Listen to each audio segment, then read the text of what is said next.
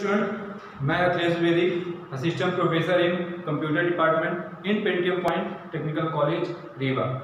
आज मैं आप लोग के सामने MSc CS सेकेंड सेम का, जिसमें कंप्यूटर नेटवर्क एक सब्जेक्ट है, उसका एक टॉपिक लेके आया हूँ, राउटिंग एल्गोरिथम। अभी तक मैंने आप लोग को बताया राउटिंग क्या होता है,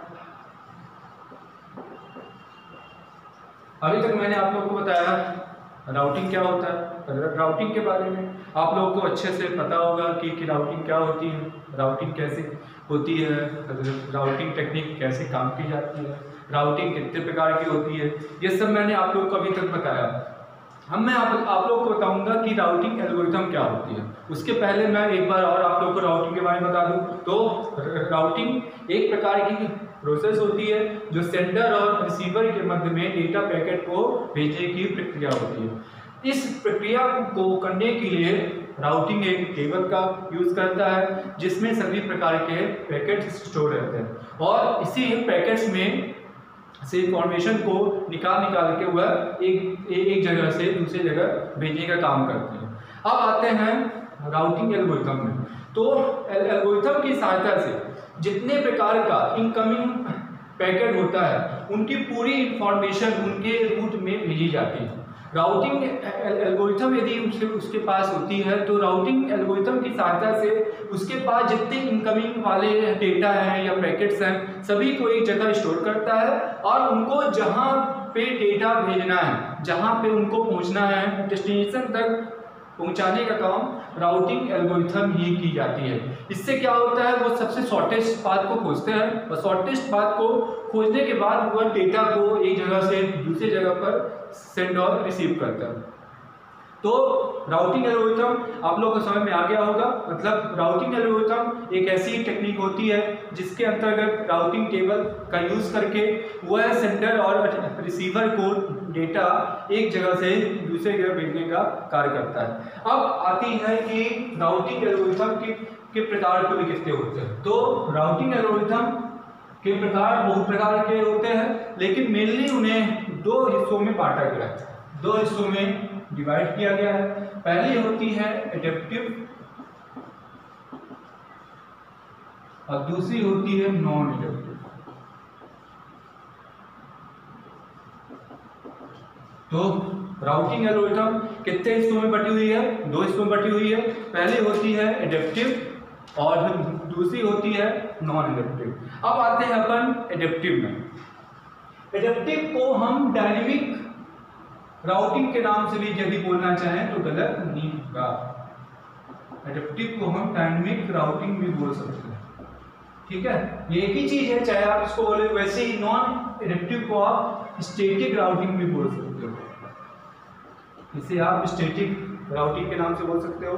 तो एडेप्टिव, अब आते हैं राउटिंग एल्गोरिथम की जो टेक्निक, एल्गोरिथम की जो प्रकार होते हैं उन्हें दो हिस्सों में बांटा गया है। पहला हिस्सा होता है एडेप्टिव और सेकंड हिस्सा होता है नॉन एडेप्टिव।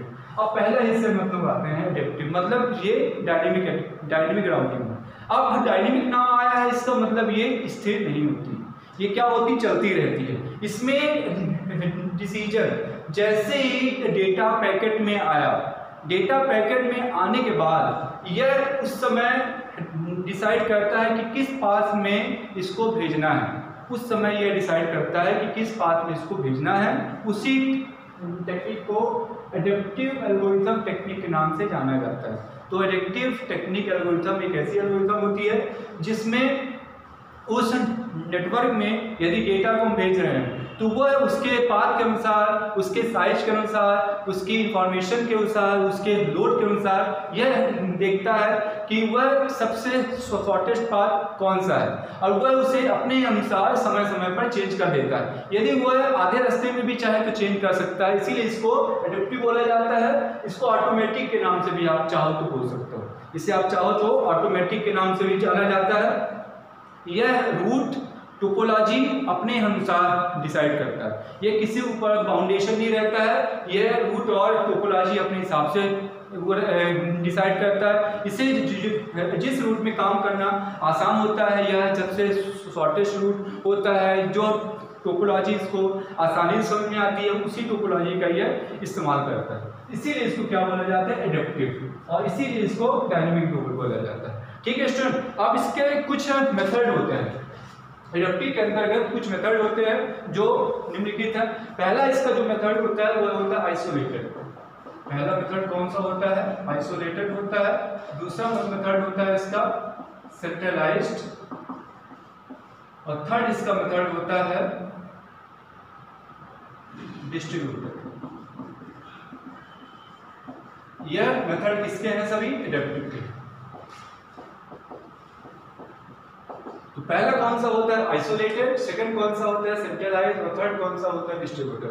पहला होता है इसका आइसोलेटेड मेथड। आइसोलेटेड मतलब सिंगल, जिसमें ये केवल अलोन काम करता है, एक सिंगल डेटा में काम करता है। तो सिंगल, यदि यह एक बार चेंज कर दिया, इंफॉर्मेशन इसमें एक बार आई, इसने इंफॉर्मेशन को उसकी साइज के अनुसार एक बार में चेंज कर दिया, तो इस तरह के मेथड को वो क्या बोलता है, आइसोलेटेड मेथड होता है। उसके बाद आता है सेंट्रलाइज। सेंट्रलाइज में क्या होता है, यह उसकी साइज के अनुसार, उसके स्पेस के अनुसार, उसके लोड के अनुसार यह अपने रूट को चेंज कर देता है। यदि नेटवर्क पर लोड ज्यादा है तो यह उस समय के लिए, कुछ समय के लिए इसको स्टॉप कर देता है, और जैसे ही लोड उसको पर से कम होता है ये उसको पर डेटा को फिर से सेंड करने का काम करता है। इसका एक और सबसे महत्वपूर्ण काम होता है सेंट्रलाइज का, कि यह यदि लोड बहुत ज़्यादा है, यदि नेटवर्क पर लोड बहुत ज़्यादा है, रूट बहुत हैवी चल रहा है, तो यह वहाँ पे अपनी पैकेट्स को, डेटा को किसी और रूट के माध्यम से सेंड करने का भी कार्य करता है। इस तरह की टेक्निक को क्या बोला जाता है, सेंट्रलाइज बोला जाता है। थर्ड हमारा होता है डिस्ट्रीब्यूटेड। डिस्ट्रीब्यूटेड मतलब होता है बांटना। अब इसमें क्या होता है, ये एक प्रकार का ऐसा मेथड होता है जिसमें पूरी इंफॉर्मेशन को एक बार कलेक्ट कर लिया जाता है। जितनी इंटायर इंफॉर्मेशन रहती है, जितना इंटायर डेटा रहता है, वह एक बार में इसको कलेक्ट कर लेता है और फिर एक एक करके इन्हें सेंड करने का काम करता है। तो पूरी इंफॉर्मेशन को इसने कलेक्ट कर लिया और फिर एक एक करके उसी इंफॉर्मेशन को भेजने का काम कौन करता है, डिस्ट्रीब्यूटर करता है। तो समझ में आया स्टूडेंट? तो इसके तीन मेथड होते हैं, आइसोलेटेड मेथड होता है, सेंट्रलाइज्ड मेथड होता है, और एक और होता है डिस्ट्रीब्यूटेड मेथड। अब आता है नॉन एडेप्टिव मेथड। अब कौन सा है मेथड आता है, नॉन एडेप्टिव मेथड आता है। नॉन एडेप्टिव जैसे मैंने इसके नाम से बताया, स्टैटिक। स्टैटिक मतलब होता है स्थिर। स्थिर मतलब कि यह एक बार यदि रूट इसमें डिसाइड हो गया तो वह उसको चेंज नहीं करता है। यदि एक बार रूट इसमें डिसाइड कर दिया तो वह चेंज नहीं करता। इस तरह के मेथड को क्या कहा जाता है, स्टैटिक कहा जाता है। तो आप समझ में आ गई दोनों में अंतर, इसीलिए इसको स्टैटिक में भी बोलते हैं और इसे नॉन एडेप्टिव बोलते हैं। इसमें क्या होता है, यदि लोड ज्यादा है, शॉर्टेज पाथ को मिल गया तो वो वहां पे चेंज कर देता है। लेकिन इसमें क्या होता है कि एक बार डिसाइड कर लिया गया, रूट एक बार बना दिया गया, एक बार रूट को डिसाइड कर लिया गया तो वह उसको चेंज नहीं करता, इसीलिए इसको स्टैटिक भी कहा जाता है। स्टैटिक का मतलब क्या होता है, स्थिर होता है। इसके अंतर्गत भी दो प्रकार के मेथड उपयोग में लाते हैं। पहला मेथड इसका होता है फ्लडेड, और दूसरा मेथड इसका होता है रैंडम वॉक। तो दो प्रकार के मेथड का यूज इसके अंतर्गत होता है। पहला कौन सा होता है, फ्लडेड होता है, फ्लडिंग, या तो फ्लडिंग बोल दो या फ्लडेड बोल दो, बात एक ही है। फ्लडिंग क्या होता है, फ्लडेड क्या होता है, इसमें जितने भी इनकमिंग पैकेट्स होते हैं उन्हें आउटगोइंग लाइन में स्टोर करने का काम करता है। तो पहले इसमें क्या होता है, इनकमिंग पैकेट स्टोर होता है, इनकमिंग पैकेट को वो रीड करता है, और इनकमिंग पैकेट को जितने भी रहते हैं उनको रीड करने के बाद उन्हें फिर आउटगोइंग पैकेट में भेजने का काम कौन करता है, फ्लडिंग करता है। इसमें यदि डेटा आ रहा है, डेटा इसमें आ रहा है तो उसे इनग्रेस कहते हैं। उसे क्या कहा जाता है, इंग्रेस कहा जाता है। यदि डेटा जा रहा है तो उसे इंग्रेस कहा जाता है। तो इसमें यदि डेटा स्टोर है इंग्रेस कहते हैं, यदि डेटा उसमें चला गया तो उसे इंग्रेस कहते हैं। तो फ्लडिंग क्या होती है, फ्लडिंग एक ऐसी मेथड होता है, एक ऐसी टेक्निक होती है जिसके अंतर्गत डेटा को इनकमिंग लाइन से स्टोर करके उसे रीड करके आउटगोइंग लाइन में भेजने का काम करता है, उसे हम क्या कहते हैं, फ्लडिंग कहते हैं। अब आता है सेकंड, इसमें जो टेक्निक होती है, मेथड होता है, वो होता है रैंडम। रैंडम जैसे हम जानते हैं कि एक एक करके एक एक बाद को रीड करना।